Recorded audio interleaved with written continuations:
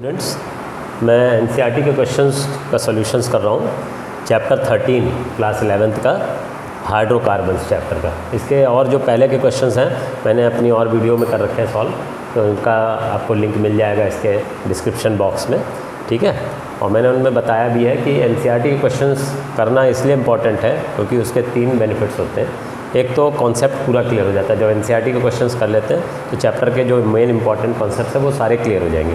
दूसरी बात, एनसीईआरटी के क्वेश्चंस इंटरनल और फाइनल एग्ज़ाम में आते हैं, पूछे जाते हैं। तीसरी बात, ये कॉम्पिटिशन्स में भी बहुत हेल्प करते हैं, तो इसलिए हर चैप्टर के एनसीईआरटी के क्वेश्चंस करने इंपॉर्टेंट है। तो अब क्वेश्चन इसमें क्या कह रहा है, write down the products of ozonolysis of 1,2-डाइमिथाइल बेंजीन, जिसको ऑर्थोजाइलिन भी कहते हैं, and how does the result support Kekule structure for benzene. Kekule ने जो स्ट्रक्चर बेंजीन का बताया उसने रेजोनेटिंग स्ट्रक्चर बताया। उसने ये कहा है कि बेंजीन में जो 3 डबल बॉन्ड्स हैं वो फिक्स्ड नहीं है, वो घूम रहे हैं। ये इधर से इधर आएगा, ये इधर से इधर शिफ्ट होगा, ये इधर से इधर, मतलब है ये इसका स्ट्रक्चर ऐसे भी हो सकता था, ठीक है। तो ये डबल बॉन्ड शिफ्ट होकर जब इधर आ जाएगा, ये इधर आ जाएगा, ये इधर आ जाएगा, तो रेजोनेंस चल रहा है। तो ये कैक्यूल ने स्ट्रक्चर बनाया। अब ऑर्थोजाइलिन की हम ओजोनोलिसिस करते हैं तो देखते हैं क्या कंपाउंड बनने चाहिए। 1,2-डाइमिथाइल बेंजीन कहा है, तो मान लीजिए ये स्ट्रक्चर इसका आ गया, ठीक है। यहाँ पे मिथाइल है और यहाँ पे मिथाइल है, तो 1,2-डाइमिथाइल बेंजीन बन गया, ठीक है। अब इसकी जब अगर ओजोनोलिसिस करेंगे तो जहाँ पे डबल बॉन्ड होता है वहीं से टूट जाता है और ऑक्सीजन लग जाता है, तो ये इस तरह से टूट जाएगा। तो इसके प्रोडक्ट्स क्या क्या बन जाएंगे, एक तो ये बन जाएगा, ठीक है। हम इसके पास ही, कार्बन के पास ही ऑक्सीजन लगा देते हैं ताकि और आसानी से समझ में आ जाए। CH3 है और ये वाला कार्बन है, ठीक है। तो यहाँ पे डबल बॉन्ड O लग जाएगा और एक डबल बॉन्ड O यहाँ लग जाएगा, ठीक है। तो इसका ये एल्डिहाइड हो गया 1 2 3, इसका नाम हो जाएगा 2-ऑक्सो प्रोपानल, ठीक है। अब एक तो ये इधर से ब्रेक कर गया तो इधर का ऑक्सीजन लग गया और इधर वाले कार्बन पे ऑक्सीजन लग गया। अब ये वाले कार्बन की बात करते हैं, ये कार्बन है और एक कार्बन ये है, तो इधर डबल बॉन्ड हो जाएगा और इधर भी डबल बॉन्ड हो जाएगा। हाइड्रोजन तो इधर हो गई, तो इसका नाम हो जाएगा इथेन 1,2-डाइयल, इथेन 1,2-डाइअल, एल्डिहाइड है।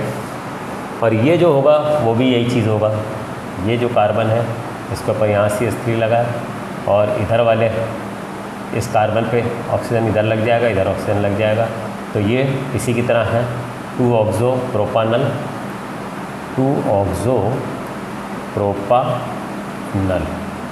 Is it okay? तो इसलिए अगर हम 1,2-डाइमिथाइल बेंजीन की ओजोनोलिसिस करें तो हमें 2 ही प्रोडक्ट्स मिलेंगे, एक तो इथेन 1,2-डाइयल मिलेगा और 2 मॉलिक्यूल्स 2-ऑक्सो प्रोपानल के मिलने चाहिए। बट एक्चुअल में जब हम इसकी ओजोनोलिसिस करते हैं तो इनके अलावा भी प्रोडक्ट्स मिलते हैं, और इनके अलावा जो प्रोडक्ट मिलते हैं वो क्यों मिलते हैं, क्योंकि डबल बॉन्ड जब यहाँ से शिफ्ट कर जाता है और उसकी जब ओजोनोलिसिस करोगे तो प्रोडक्ट्स अलग होंगे। जैसे अब इसको हम डबल बॉन्ड को शिफ्ट कर देते हैं, ये तो केस 1 हो गया, फर्स्ट केस ले गया। अब सेकंड केस में मान लीजिए डबल बॉन्ड शिफ्ट करके ऐसे हो गया, B केस यहाँ पे ले लेते हैं। ये डबल बॉन्ड शिफ्ट करके इधर आ गया, ये इधर आ गया, ये इधर आ गया, CH3 तो यहीं पे लगा है और ये CH3 यहाँ पे लगा है। जहाँ डबल बॉन्ड है वहीं से टूटेगा, ये टूट गया, ये इधर से टूट जाएगा और इधर से टूट जाएगा, ठीक है। तो इस कार्बन पे और ये वाले कार्बन पे ऑक्सीजन लग जाएगा, तो इथेन 1,2-डाइयल तो बन गया, इथेन 1,2-डाइअल ये तो बन गया, इसमें भी बना था। अब ये वाला कार्बन पे भी इथेन 1,2-डाइयल बनेगा, इधर भी इथेन 1,2-डाइयल बन गया, इथेन 1,2-डाइयल। बट यहाँ पे क्या बन रहा है, यहाँ पे जो बनेगा, एक तो CH3 उधर वाला है और एक CH3 इधर वाला है, और ये जो कार्बन है इस कार्बन के ऊपर इधर ऑक्सीजन लग जाएगा, और ये वाला जो कार्बन है इसको इस तरह से दिखा देते हैं। ये जो C पे CH3, इस C पे CH3 और ये वाले C पे CH3, इधर ऑक्सीजन लग जाएगा और इधर ऑक्सीजन लग जाएगा, तो इसका नाम तो हो जाएगा, 4 कार्बन वाला है, ब्यूटन 2,3 डाइओन। ये जो कंपाउंड बना ब्यूटन 2,3 डाइओन, ये जो कंपाउंड है ब्यूटन 2,3 डाइओन, इस केस में नहीं मिलना चाहिए। इसकी जब ओजोनोलिसिस करते हैं तो ब्यूटन 2,3 डाइओन नहीं मिलना चाहिए, बट जब हम 1,2 डाइमिथाइल बेंजीन की ओजोनोलिसिस करते हैं तो हमें ब्यूटन 2,3 डाइओन भी मिलता है, इथेन 1,2 डाइयल भी मिलता है और 2 ऑक्सो प्रोपानल भी मिलता है। इसका मतलब ये है कि जो 1,2 डाइमिथाइल बेंजीन है उसमें रेजोनेटिंग स्ट्रक्चर होता है और उसकी वजह से ये डबल बॉन्ड शिफ्ट कर जाता होगा, तो उसके अंदर ये वाले स्ट्रक्चर के भी कंपाउंड्स मिलेंगे और ये वाले स्ट्रक्चर्स के भी कंपाउंड मिलेंगे। इसलिए जो कैक्यूल ने रेजोनेटिंग स्ट्रक्चर ऑफ बेंजीन दिया है वो ठीक है। ठीक है, इसको मैं एक बार और समझाता हूँ। जब हमने डबल बॉन्ड यहाँ लिया और इथेन 1,2 डाइमिथाइल बेंजीन लिया, इसके ओजोनोलिसिस के प्रोडक्ट्स 2 ऑक्सो प्रोपानल और इथेन 1,2 डाइयल है। बट जब हम इसकी ओजोनोलिसिस करते हैं 1,2 डाइमिथाइल बेंजीन की, तो हमें क्या मिलता है, हमें इथेन 1,2 डाइयल भी मिलता है, हमें ब्यूटन 2,3 डाइओन भी मिलता है। इसमें नहीं मिल रहा, दिख रहा है, इससे नहीं मिल रहा, इस स्ट्रक्चर से ब्यूटन 2,3 डाइओन भी मिलता है और ऑक्सो प्रोपानल भी मिलता है। तो ये कब पॉसिबल है, ये जब भी पॉसिबल है कि जो डबल बॉन्ड्स शिफ्ट कर रहे हैं। तो ये बात बेंजीन में डबल बॉन्ड्स शिफ्ट करते हैं बिकॉज ऑफ रेजोनेंस, ये बात कैक्यूल ने कही थी। तो इसलिए इसकी ओजोनोलिसिस से ये बात प्रूव हो जाती है कि जो कैक्यूल ने स्ट्रक्चर बेंजीन का बताया है, रेजोनेटिंग स्ट्रक्चर ऑफ बेंजीन, वो बिल्कुल ठीक। Is it okay? तो इस तरह से इस क्वेश्चन की हेल्प से बेंजीन का जो कैक्यूल ने स्ट्रक्चर बनाया है वो जस्टिफाई हो जाता है। ओके, इस क्वेश्चन को हटाते हैं, फिर नेक्स्ट क्वेश्चन पे आते हैं।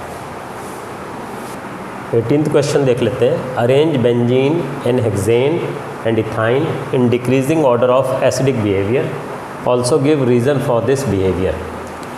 बेंजीन में जो कार्बन है sp2 हाइब्रिडाइज्ड है, ठीक है, यहाँ पे मान लिया हाइड्रोजन है तो 3 सिग्मा बॉन्ड है, तो ये कार्बन जो है sp2 हाइब्रिडाइज्ड है। तो sp2 हाइब्रिडाइज्ड में s कैरेक्टर कितना है, 3 में से 1 है, तो 33 1/3% s कैरेक्टर है, s कैरेक्टर, ठीक है। और n हेक्सेन में क्या है, n हेक्सेन के अंदर ये सीधी चेन हेक्सेन की है, तो इसके अंदर तो सब ऐसे हैं, तो ये 4 सिग्मा बॉन्ड है, सब हाइड्रोजन है, तो ये sp3 हाइब्रिडाइज्ड है, 4 सिग्मा बॉन्ड है तो sp3, तो इसमें 4 में से 1 s है, तो it is 25% s character. Hexane में 25% s कैरेक्टर है और बेंजीन में कार्बन का 33 1/3% s कैरेक्टर है। और इथाइन में क्या है, ये ट्रिपल बॉन्ड है, तो यहाँ पे 1 सिग्मा और 1 ये सिग्मा, ठीक है, तो हर एक पे 2 सिग्मा sp हाइब्रिडाइज्ड, 2 में से 1 s है, तो 50% s कैरेक्टर है। Is it okay? तो जितना ज़्यादा, जिसका s कैरेक्टर जितना ज़्यादा होता है वो उतना ज़्यादा एसिडिक होता है, क्योंकि s ऑर्बिटल वाला इलेक्ट्रॉन न्यूक्लियस के ज़्यादा क्लोज है। तो जब कार्बन के पास ज़्यादा इलेक्ट्रॉन शिफ्ट हो जाएगा तो हाइड्रोजन पर पॉजिटिव चार्ज आसानी से आ जाएगा, तो इसमें hydrogen can be release easily. तो इथाइन सबसे ज़्यादा एसिडिक होगा क्योंकि उसमें 50% s कैरेक्टर है, उससे कम बेंजीन होगा और सबसे कम हेक्सेन होगा, n हेक्सेन। जितना s कैरेक्टर ज़्यादा होगा कार्बन का, उसके अंदर एसिडिक कैरेक्टर बढ़ेगा। तो आपको आंसर में क्या लिखना है, सबसे ज़्यादा आप लिखेंगे इथाइन का सबसे ज़्यादा होगा एसिडिक कैरेक्टर, फिर बेंजीन का होगा और सबसे कम हो जाएगा n हेक्सेन। ये आंसर आ जाएगा। लॉजिक क्या है कि जिसका एस करेक्टर ज़्यादा होगा उसकी एसिडिक करेक्टर ज़्यादा होगी। इथाइन में 50% एस करेक्टर है, बेंजीन के केस में 33 1/3 एस करेक्टर है, और हेक्सेन में एन हेक्सेन में 25% एस करेक्टर है। तो जिसका एस करेक्टर कम होगा वो कम एसिडिक होगा, जिसका एस करेक्टर ज़्यादा होगा that will be more acidic. Ethyne will be more acidic than benzene than n hexane. ठीक है, इस चीज़ को हटा के वाले ऊपर वाले क्वेश्चन, नीचे वाले क्वेश्चन को हम सॉल्व करेंगे, इसको हटा देते हैं। ठीक है, अब जो 19th क्वेश्चन है उसको हम लोग देख लेते हैं, इसको 18th क्वेश्चन को हटा देते हैं। क्वेश्चन क्या कह रहा है यहाँ पे 19th में, why does benzene undergo electrophilic substitution reactions easily and nucleophilic substitutions with difficulty. Electrophilic जो होता है वो या तो पॉजिटिव होता है, इलेक्ट्रोफाइल को हम ऐसे भी लिखते हैं, या तो वो पॉजिटिव होता है या वो इलेक्ट्रॉन डेफिशिएंट होता है। तो बेंजीन पे इलेक्ट्रॉन डेफिशिएंट वाला या पॉजिटिव वाला आसानी से सब्सटीट्यूशन कर पाता है, क्योंकि बेंजीन रिंग में इलेक्ट्रॉन डेंसिटी ज़्यादा होती है बिकॉज ऑफ रेजोनेंस। तो हम कहेंगे in benzene ring there is more electron density on carbon atoms because of resonance. Therefore electrophile which is positively charged या which is electron deficient will cause substitution easily, whereas nucleophile which is negatively charged or electron rich will be repelled, क्योंकि पहले ही carbon के ऊपर benzene ring में resonance चल रहा है, और रेजोनेंस की वजह से क्या होता है कि इलेक्ट्रॉन डेंसिटी बढ़ी रहती है। ठीक है, इस रेजोनेंस की वजह से ये इधर भी शिफ्ट करता है, ये इधर भी शिफ्ट करता है, ये इधर भी शिफ्ट करता है, तो इलेक्ट्रॉन डेंसिटी बढ़ी रहती है। तो कोई पॉजिटिव वाला है जैसे NO2 पॉजिटिव है तो वो आसानी से H हटा के लग सकता है। बट अगर कोई पहले से ही नेगेटिव हो, मान लीजिए OH नेगेटिव लाना चाहते हैं, तो इतनी आसानी से नहीं लग पाएगा, क्योंकि पहले ही नेगेटिव है। Because of resonance electron density is high on the carbon atoms, therefore nucleophile which is electron rich will be repelled, it will not cause substitution easily. ठीक है, मेन बात है इलेक्ट्रॉन डेंसिटी के, क्योंकि बेंजीन रिंग में resonance चलता रहता है और रेजोनेंस की वजह से इलेक्ट्रॉन डेंसिटी हाई होती है कार्बन एटम्स पे, इसलिए जो इलेक्ट्रॉन डेफिशिएंट होता है वो इजीली लग सकता है, सब्सटीट्यूशन वो कर सकता है। बट जो इलेक्ट्रॉन रिच होता है, नेगेटिवली चार्ज है, तो पहले ही नेगेटिव, उसके ऊपर नेगेटिव चार्ज चढ़ाया और नेगेटिव वाला आएगा तो उसके केस में सब्सटीट्यूशन मुश्किल होता है। ओके, ये कारण है। ठीक है, इस क्वेश्चन को भी हटाते हैं, फिर नेक्स्ट क्वेश्चन को लेते हैं। अब 20th क्वेश्चन है, ये इंपॉर्टेंट है। ये कह रहा है how would you convert the following compounds into benzene. Ethyne को बेंजीन में करना है, ये इथाइन है, ठीक है, और इसको बेंजीन में करना है, ये बेंजीन है। तो हम क्या करते हैं, इसके 3 मॉलिक्यूल्स ले लेते हैं, 3C2H2 ले लेते हैं, और जब इसको रेड हॉट आयरन ट्यूब में से पास करते हैं, red hot iron tube 873 kelvin पे, ठीक है, इसको साइक्लिक पॉलीमराइजेशन कहते हैं, तो ये बेंजीन बन जाता है। इसको हम साइक्लिक पॉलीमराइजेशन भी कहते हैं, ठीक है, ये बेंजीन बन जाता है, साइक्लिक पॉलीमराइजेशन। ठीक है, 3 मॉलिक्यूल्स इथाइन के कंबाइन करके साइक्लिकली पॉलीमराइज कर जाते हैं and we get benzene.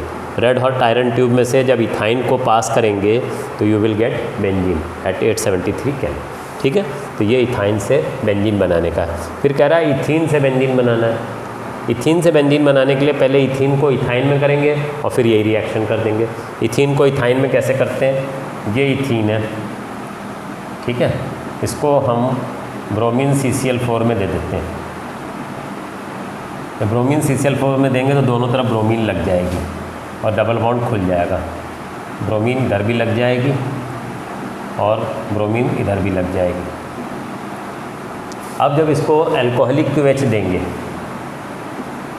Alcoholic QH देंगे तो एक तरफ का Br और एक तरफ का H हट जाएगा।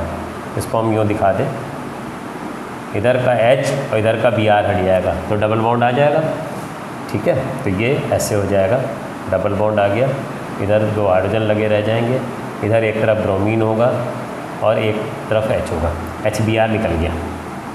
अल्कोहलिक QH एलिमिनेशन करेगा, एक तरफ का Br एक तरफ का H हट गया, अल्कोहलिक QH दिया तो ये बचा, डबल बॉन्ड आ गया। अब अब जब इसके अंदर हम सोडियम लिक्विड अमोनिया देंगे, ठीक है, हीट करेंगे, तो क्या होगा, इधर का Br और इधर का H हट जाएगा, तो ट्रिपल बॉन्ड हो जाएगा, इथाइन बन गया। ठीक है, ये इथाइन बन गया। और इथाइन को जब रेड हॉट आयरन ट्यूब में से पास करेंगे तो बेंजीन बन जाएगा। इसको रेड हॉट आयरन ट्यूब में से जब पास करेंगे 873 केल्विन पे साइक्लिक पॉलीमराइजेशन हो जाएगा तो बेंजीन बन जाएगा। ठीक है, तो इथीन को बेंजीन बनाना है तो पहले इथीन को कन्वर्ट करेंगे इथाइन में। इथाइन में कैसे करेंगे, पहले ब्रोमीन देंगे, CCl4 में डबल बॉन्ड खुल के दोनों तरफ ब्रोमीन लग जाएगा। फिर अल्कोहलिक KOH देंगे तो एक तरफ का ब्रोमीन एक तरफ का हाइड्रोजन हट जाएगा, डबल बॉन्ड इंट्रोड्यूस हो जाएगा। फिर हमें ट्रिपल बॉन्ड लाना है, फिर सोडियम लिक्विड अमोनिया देंगे। यहाँ पे हम अल्कोहलिक KOH भी दे सकते थे दोबारा, फिर भी HBr हट सकता था, बट अगर सोडियम लिक्विड अमोनिया देते हैं तो यील्ड बेटर होती है, इसलिए सोडियम लिक्विड अमोनिया दिया, इथाइन बन गया। और इथाइन का जब साइक्लिक पॉलीमराइजेशन करेंगे, रेड हॉट आयरन ट्यूब में से पास करेंगे 873 केल्विन पे तो बेंजीन बन जाएगा। तो इस तरह से इथीन को हम बेंजीन में कन्वर्ट कर सकते हैं। अब जो इसके अंदर थर्ड पार्ट है वो और कर लेते हैं, इन सबको हटा देते हैं। इसमें थर्ड पार्ट में क्या कह रहा है, हेक्सेन को कन्वर्ट करना है बेंजीन में।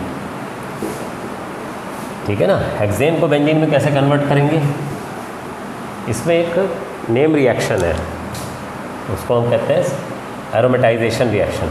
हेक्सेन ये है CH2 CH2 CH2 CH2 CH3, ये हेक्सेन है। इसको जब हम Cr2O3 V2O5 MO2O3 molybdenum oxide कहते हैं, 10 to 20 एटमॉस्फेरिक प्रेशर देते हैं और 773 केल्विन टेम्परेचर देंगे तो ये बेंजीन में बन जाएगा। ये रिएक्शन नेम रिएक्शन है, याद रखना पड़ेगा। ठीक है, अभी कितने हाइड्रोजन थे, 6 कार्बन थे और 14 हाइड्रोजन थे। यहाँ पे 6 कार्बन और 6 हाइड्रोजन है, बचे हुए 8 हाइड्रोजन अलग हट जाएंगे। साइक्लिक पॉलीमराइजेशन हो जाता है एक तरह से, मतलब है कि ये जो है पहले साइक्लिक होगा और फिर हाइड्रोजन हट के बेंजीन बन जाता है। तो इसको हम एरोमेटाइजेशन रिएक्शन भी कहते हैं, एरोमेटाइजेशन रिएक्शन।